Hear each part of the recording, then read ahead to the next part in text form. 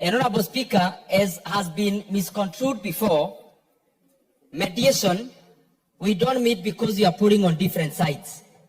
We meet because we are looking for the best option for the country.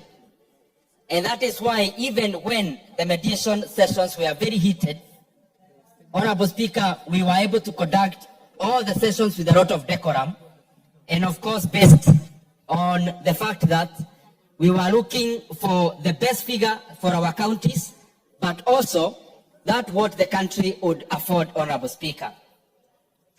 The genesis of this process, Honorable Speaker, is that we came to this house in the around mid of this year. We passed what we call the budget. What we usually call the budget is the appropriations bill, Honorable Speaker. And after that, Honorable Speaker, is that we went ahead and we had already passed the division of revenue bill. Honorable Speaker, there needs to be alignments between the appropriations bill, the division of revenue bill, Honorable Speaker, and also Kaharu. And Honorable Speaker, then the predicament in the mediation committee this time was that this was a time unprecedented. There has never been a situation where we are meeting to revise the division of revenue bill downwards. All the time, if there has been any variation, has been enhancement. And therefore, Honorable Speaker, the first question that we had to scratch our heads to get the answer is the process at which we need to arrive at this, at the figure we ended up arriving at, Honorable Speaker. And I say so because, Honorable Speaker, when we amend the division of revenue bill, that has to also go in tandem with Kaharu. Honorable Speaker, as it has now, Kaharu already has a memoranda from the President. And therefore we need to pronounce ourselves on that. And it needs to that majority in both houses. That is the National Assembly, but also, Honorable Speaker, the Senate. And we, first of all, had to find a pathway.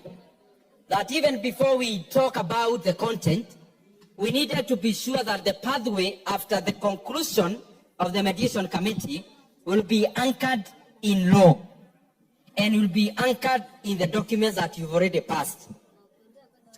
To cut the long story short is that, Honorable Speaker, in terms of the pathway, the mediation report that we are passing today, Honorable Speaker, has a figure of 387 billion Kenya shillings.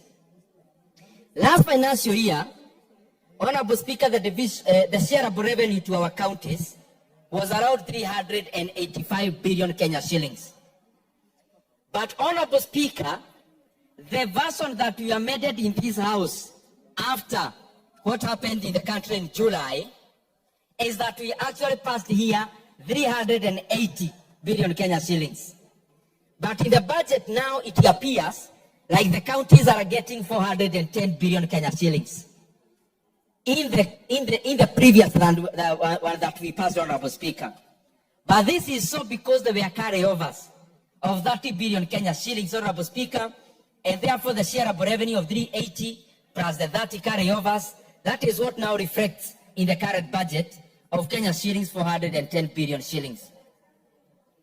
Honorable Speaker, I'm saying this so that members can also appreciate also the figure that we have and also the modalities around it. But then, this is the issue, Honorable Speaker. The version that we are passing today, and I'm beseeching this House to pass, reflects a figure of 387 billion shillings. But, Honorable Speaker, the appropriations bill that we passed, that is supplementary one, shows that that figure is 380 billion. Honorable Speaker, we also have